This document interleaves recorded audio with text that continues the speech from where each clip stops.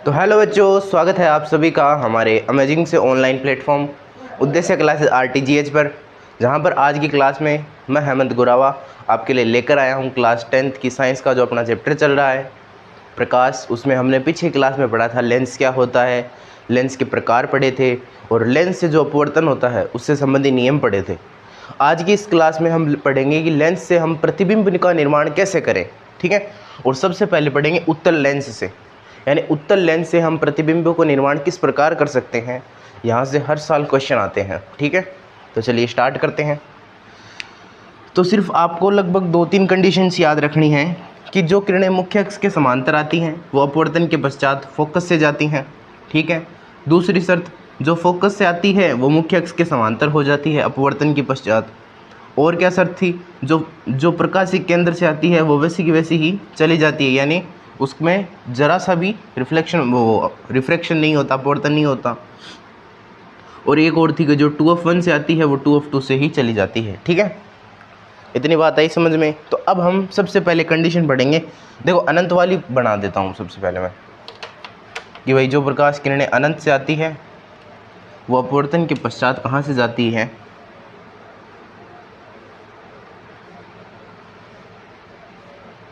एक तो ये आ गई, एक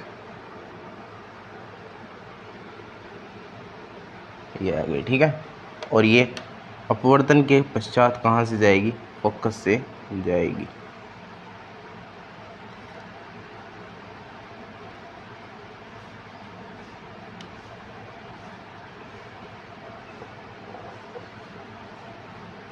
ये दो, आपको ये तीर का निशान बनाना बहुत ज़्यादा इम्पोर्टेंट है, ऐसे कि भाई प्रकाश किरणें इधर से आ रही है, ठीक है ना।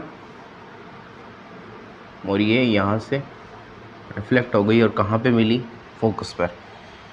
यानी उत्तल लेंस पे जो किरणें मुख्य अक्ष के समांतर आती हैं, यानी उत्तल लेंस पर जो किरणें मुख्य अक्ष के समांतर आपतित होती हैं वो फोकस पर अपना प्रतिबिंब बनाती हैं। अब ये आप इसकी प्रकृति जानना चाहोगे, सर इसकी प्रकृति क्या होगी। देखो तो अब मेरे को बताओ, ये बिंदु साइज बना है क्या भाई, एकदम बिंदु साइज ही प्रतिबिंब बना है, ठीक है।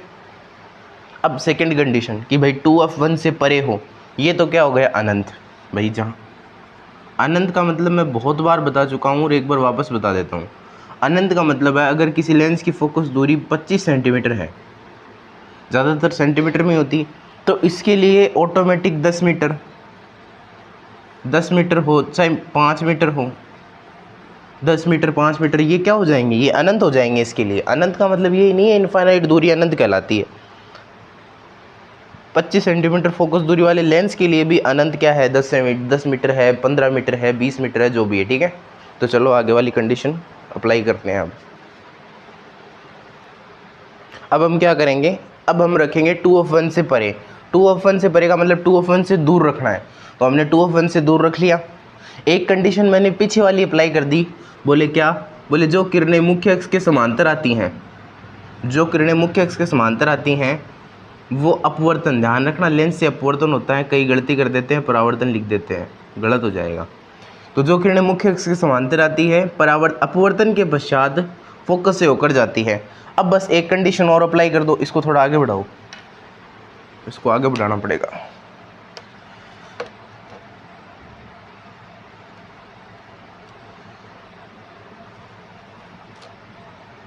ठीक है, अब एक कंडीशन और बना देते हैं कि भाई जो किरण प्रकाशिक केंद्र से आती है वो प्रकाशिक केंद्र से ही चली जाती है। तो चलो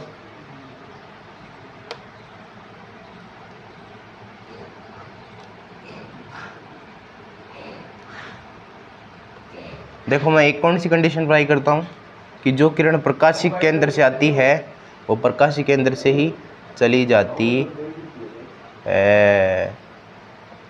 ये लो देख लो, ये प्रकाश किरण ऐसे आई और ऐसे चली गई। अब देखो यहाँ पे कटी है ना, जहाँ पे कटती हैं, जहाँ पे प्रकाश किरणें कटती हैं या कटती हुई प्रतीत होती हैं, प्रतिबिंब वहाँ बनता है। अगर प्रतीत होती हैं तो उसे बोलते हैं आभासी प्रतिबिंब, उसे क्या बोलते हैं, आभासी प्रतिबिंब। और जहाँ पर वास्तव रूप से कटती हैं उसे क्या बोलते हैं, वास्तविक प्रतिबिंब। अब देखो यहाँ बना है, इसको मैं A डैश B डैश लिख रहा हूँ। अब देखो आप, जब मैंने 2f1 से परे रखा तो मेरा प्रतिबिंब कहाँ बना, f2 और 2f2 के बीच में। देखो इधर वाले बिंदु, हाँ एक चीज़ बताना तो मैं भूल ही गया, इसको f1 बोलेंगे, इसको 2f1। यहाँ हम पहले क्या लिखते थे, c लिखते थे। c क्या होता है, 2 गुना फोकस दूरी का 2 गुना, इसलिए हमने इसको 2f1 लिखा। अब इधर भी हो सकता है फोकस, तो सपोज करो मैंने बिंब यहाँ रखा तो इधर प्रतिबिंब बढ़ेंगे, लेकिन ये कंडीशन क्या होती है इसके लिए, वास्तव में इधर ही रखा जाता है लगभग। तो ये f2 हो गया और ये 2f2 हो गया, ठीक है। तो जब मैंने 2f1 से परे रखा तो मेरा प्रतिबिंब कहाँ बना, f2 और 2f2 के बीच में बना, ठीक है। अब बोलो सर आप वो लिखो प्रकृति आप देख के खुद ही बता दो। अगर आपने अच्छे से दर्पण में प्रतिबिंब बनाए हैं तो आप खुद देख के बता दो। बोले नीचा बन रहा है, इसका मतलब उल्टा है। किरणें वास्तविक रूप से कट रही हैं, इसका मतलब वास्तविक है। अब खुद बता दो साइज़ का क्या होगा। बोले सर जी साइज़ तो ये इतना छोटा है, यानी छोटा है। अल्लो, अगर आपको मैं कह रहा हूँ प्रतिबिंब निर्माण में कुछ भी रटने की ज़रूरत नहीं होती है। अगर आपको परावर्तन और अपवर्तन की 4 कंडीशंस याद हैं कि अगर मुख्य अक्ष के समांतर आती हैं तो वो फोकस से जाती हैं, फोकस से आती है वो मुख्य अक्ष के समांतर हो जाती हैं, दर्पण के अंदर जो ध्रुव पर आपतित होती है उसी कोण से परावर्तित होती है, लेंस के अंदर प्रकाशिक केंद्र से आने वाली ही किरण प्रकाशिक केंद्र से सीधी चली जाती है, और चाहे लेंस हो चाहे दर्पण हो, जो सी से आती है वो सी से ही जाती है, ठीक है। यानी जो 2f1 से आती है वो 2f2 से जाएगी और जो सी से आई है वो सी से जाएगी, ठीक है। ये कंडीशन हो गई। अब हम पढ़ेंगे कि भाई 2f1 पे रखें तो प्रतिबिंब कहाँ बढ़ेगा, ठीक है। मैं थोड़ा इसको इरेज करता हूँ।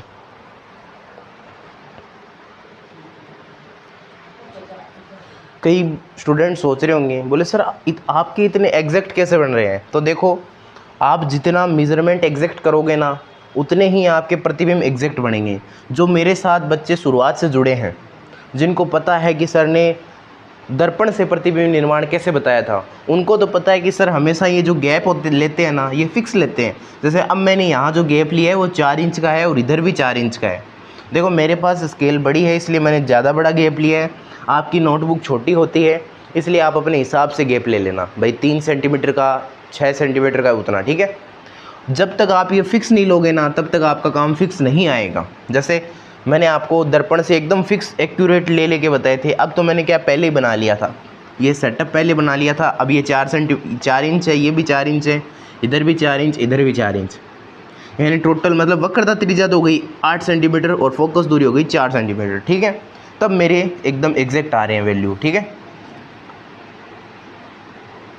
अब देखो मैंने 2f1 पे रख दिया तो एक कंडीशन तो बना दी कि जो मुख्य अक्ष के समांतर आती है वो अपवर्तन के पश्चात फोकस से जाती है। अब एक और बना दो, कौन सी, बोले जो प्रकाशिक केंद्र पर सीधी आपतित होती है वो सीधी की सीधी ही चली जाती है, कोई चेंजिंग नहीं होता। तो चलो एक कंडीशन और बनाते हैं।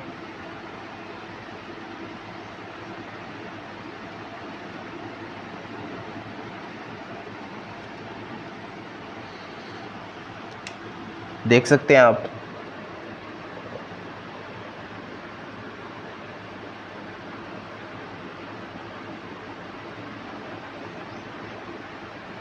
मतलब इतना एग्जैक्ट काम आता है। मैं अगर आप मेरे साथ जुड़े हुए हैं तो मैं तो ये सीधी सी बात बता देता हूँ, मैंने आज तक कोई चीज़ किसी को रटवाई नहीं है। अब आप खुद देख लेना,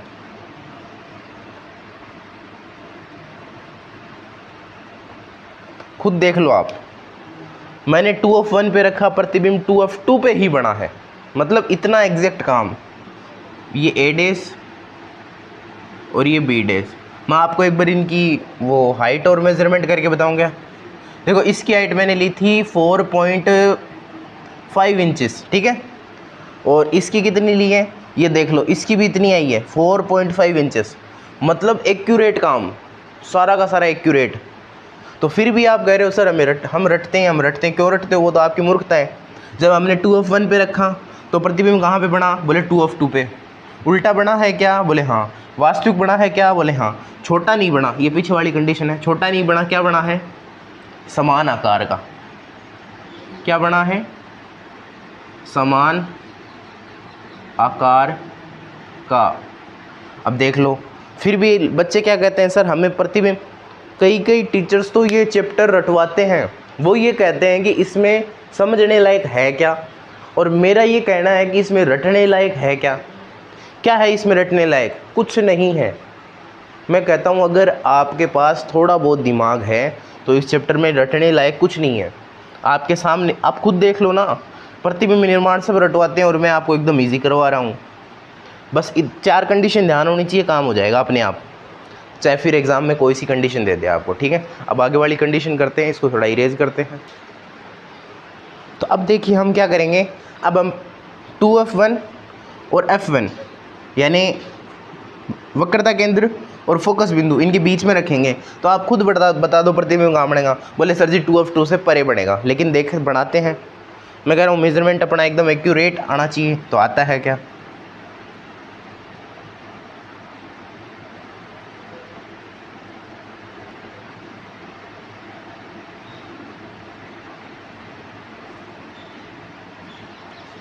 थोड़ा सा बोर्ड छोटा रह गया, कोई नहीं।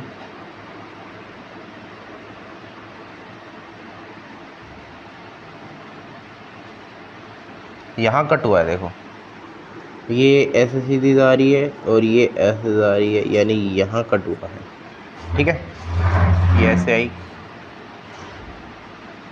अब देख लो आप खुद, यहाँ प्रतिबिंब बना है। तो मैं इसको एक बार इससे मिलाता हूँ, तो देख सकते हो आप यहाँ बना है। ओ तेरी, एकदम एग्जैक्ट। इसको ए डेस पुराने वाला है, इसको ए डेस, इसको बी डेस। अब देख लो आप खुद बता दो, मेरे को खुद बता दो, जब आपने 2F1 और F1 के बीच में रखा तो प्रतिबिंब बना है 2F2 से परे। क्या बोलेगा उसके?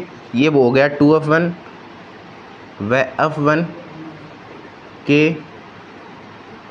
बीच में, और प्रतिबिंब बना है 2F2 से परे। मतलब सिर्फ आपको 2 कंडीशन आनी चाहिए। कौन कौन सी? जो मुख्य अक्ष से समांतर आती है वो फोकस से चली जाती है, और जो प्रकाशिक केंद्र से आती है वो प्रकाशिक केंद्र से सीधी चली जाती है। बस 2 कंडीशन आती है, सारे प्रतिबिंब बनाने लग रहे हो। अब देख लो आप और बताओ समान आकार क्या है? आकार का खुद बता दो मेरे को। देखो नीचे बना है, ये ऊपर है, ये नीचे, इसका मतलब उल्टा बना है। किरणें वास्तविक रूप से कट रही हैं, इसका मतलब किरणें वास्तविक रूप से नहीं कट रही क्या? बोले हाँ, तो वास्तविक बना है। अच्छा आकार देखो, ये इतना सा और ये इतना बड़ा, मतलब विवर्धित। क्या बना है? विवर्धित। हमें प्रतिबिंब देखना है ना कि बिंब। विवर्धित बना है। विवर्धित यानी इसको आप ऐसे भी लिख सकते हो, बड़ा, ठीक है।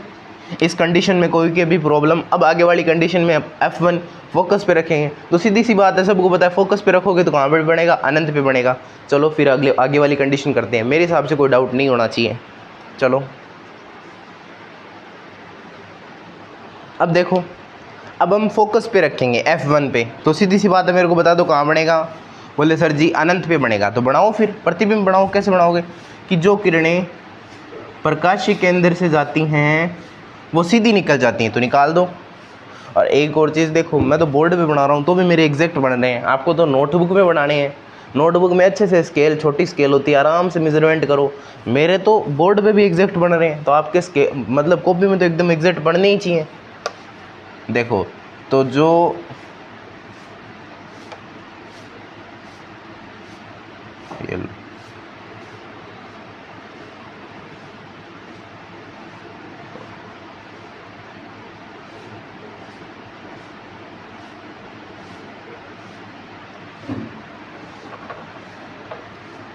एक चीज़ बताओ मेरे को, बोले ये किरणें दोनों एक दूसरे के समांतर नहीं है क्या? समांतर का मतलब इन दोनों के बीच का डिफरेंस समान नहीं है क्या? क्या ये कभी एक दूसरे को काटेंगी? नहीं काटेंगी। इनको चाहे आप अनंत तक बढ़ा लो, ऐसे dot dot dot dot dot dot, 3 dot का मतलब अनंत हो जाता है, ध्यान रखना। तो अगर आप इनको अनंत तक बढ़ाओगे तो भी एक दूसरे को काटेंगी नहीं। तो हम क्या मान रहे हैं कि प्रतिबिंब कहाँ बढ़ेगा? अनंत पर। कहाँ बढ़ेगा? अनंत, अनंत पर बनेगा। आई बात समझ में या नहीं आई? ये कंडीशन हो गई। ऐसे एग्ज़ाम में नहीं पूछते, एग्ज़ाम में ज़्यादातर वही पूछते हैं 2F1 से परे, 2F1 और F1 के बीच में, और एक और आएगी F1। मतलब अब हमारी लास्ट कंडीशन रही है कि F1 और O के बीच में, यानी फोकस बिंदु और प्रकाशीय केंद्र के बीच में जो सबसे ज़्यादा इम्पोर्टेंट है, बस वो लास्ट है, उसके बाद तो कंप्लीट होना ही है। तो चलो उसको और करते हैं। अब उत्तल लेंस की अपनी ये लास्ट कंडीशन और सबसे इम्पोर्टेंट कंडीशन है कि अगर आप फोकस बिंदु यानी F1 और प्रकाशिक केंद्र O के बीच में अगर रखते हो तो प्रतिबिंब कहाँ बढ़ता है। तो सीधी सी बात है, मेरे को तो पता है जिस साइड बिंब है उस साइड बनेगा। चलो लेकिन फिर भी करते हैं।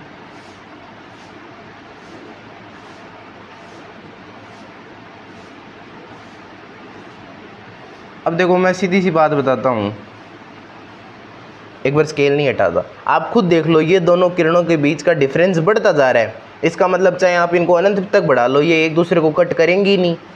अगर ये कट करते, देख लो आराम से देखो। अब देखो, चलो मैं हटा ही लेता हूँ एक बार, 2 मिनट में क्या ही जाता है। अब देखो आप मेरे को एक चीज़ बताओ, अगर आप इन किरणों को इनफाइनाइट अनंत तक भी बढ़ा दोगे ना, तो ये एक दूसरे को कट नहीं करेंगी। क्यों नहीं करेंगी? क्योंकि इनके बीच का जो डिफरेंस है वो लगातार बढ़ता जा रहा है, लगातार बढ़ता जा रहा है। इसका मतलब ये तो कट करेंगी नहीं, कट करेंगे नहीं तो ऐसे तो प्रतिबिंब बढ़ेगा ही नहीं। तो हम क्या करेंगे, अब इनको पीछे बढ़ाएंगे।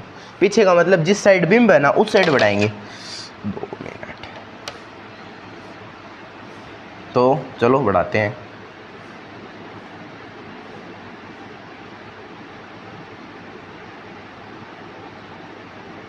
इतनी बहुत है मेरे हिसाब से, कट जाना चाहिए। अब इसको और बढ़ाते हैं। कट गई,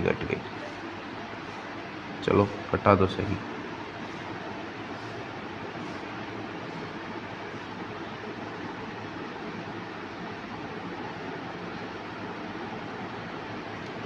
अब ये देखो एक दूसरे को कट, अगर हमने इनको पीछे बढ़ाया है तो ये एक दूसरे से कट कहाँ हुई है? बोले सर जी यहाँ हुई है। तो इसको मिलाओ।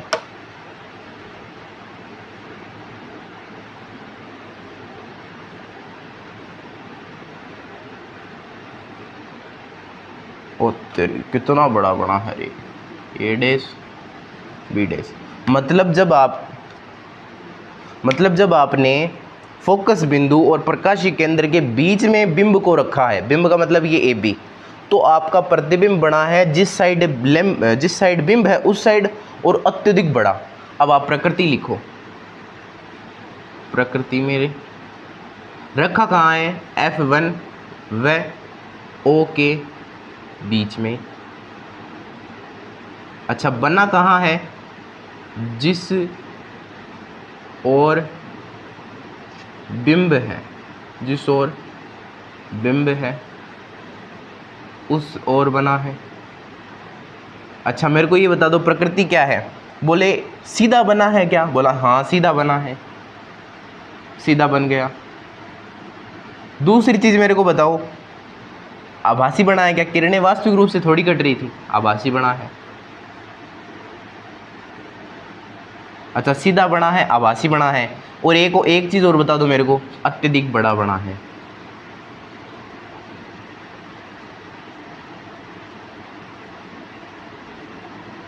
ठीक है, आपका उत्तल लेंस एकदम कंप्लीट हो गया है। एकदम कंप्लीट का मतलब समझते हो क्या होता है? मतलब एक भी कंडीशन नहीं रही है, सारी कंडीशंस मैंने समझा दी है।